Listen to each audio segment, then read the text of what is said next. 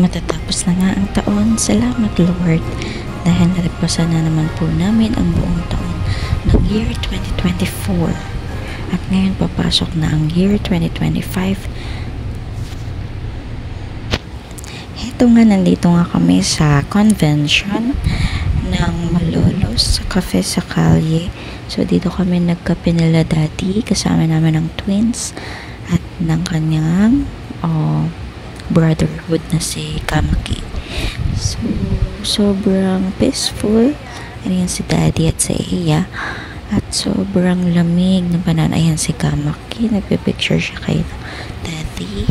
Kasama ko ngayon si Ate Yona. At busy nga kami yan sa pagtitake ng video at picture.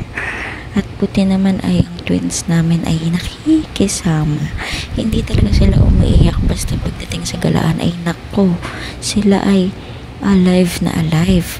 At lalo na pag ititaken sila ng picture or videos, ayan, tingin lang sila lagi sa camera. So, yan nga.